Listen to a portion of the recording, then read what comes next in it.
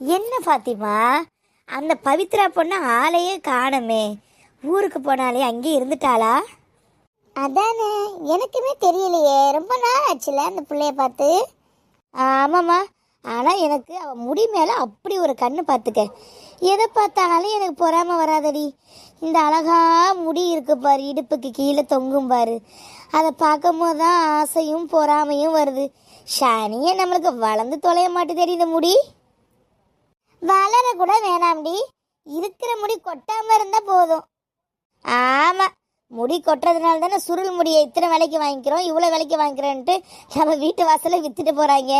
அவங்களுக்கெல்லாம் தெரியும் போல இருக்கு நம்மளுக்கெல்லாம் நிறைய முடி கொட்டுதுன்னு.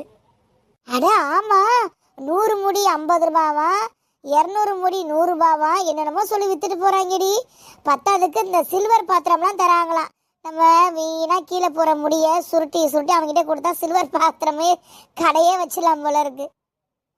ஏதாவது நல்ல ஒரு எண்ணெயா பார்த்து தேய்க்கணும்ப்பா. கிருஷ்ணால தவிர எல்லா எண்ணெயும் தேய்ச்சிட்டேன், எங்க வளருது சனிய. வாடி மால்தி. என்னடி இன்னைக்கு பொழுது போகலையா? காலையிலே மீட்டிங்கை போட்டீங்க. ஏதோ வெளியில வந்து இவளுங்க கூட பேசவோதாண்டி கொஞ்சமாவது மைண்ட் ரிலாக்ஸா இருக்கு. வீட்டுக்குள்ளேயே அழிஞ்சு கிடந்தா அம்மாடி பைத்தியம் முடிச்சிரும் போல இருக்கு. பத்தாவதுக்கு நம்ம மாமியாருங்க வேற, அங்கிட்ட அசைஞ்சாலும் இங்கிட்ட அசைஞ்சாலும் நம்ம மேலேயே இருக்குது அவளுங்க கண்ணு. கேமராவே தேவையில்லையடி, என் மாமியார் கண்ணே போதும். எல்லார் வீட்டிலும் அந்த கதை தானே. ஆமாடி, பல்லு கட்டுற வயசுல மல்லு கட்டிக்கிட்டு கிடக்குது, அதுவும் ஏன் கூட. நீயா சும்மா விடுவ? அது எப்படி, வச்சு வாங்கிட மாட்டேன். நான் என்ன சும்மா இருக்கிறதுக்கு மால்தியா என்ன? ஏம்மா நீ பதில் பதில் கொடுப்ப, கொடுத்துட்டு கோச்சிட்டு உங்க அம்மா வீட்டில் கூட போய் உட்காந்துப்ப, நான் எங்க போய் உட்கார? அதுவும் சரிதான். பாவம், உனக்கும் ஒரு தாய் தவப்பேன் அக்கா தங்கச்சி அண்ணன் தம்பி இருந்தா உனக்கும் ஒரு நல்ல சப்போர்ட்டா இருக்கும். ஏ வாய் முறி, பாவம் அவ முகமே வாடிடுச்சு. என்னடி என்ன சொன்னாலும் அதானே உண்மை.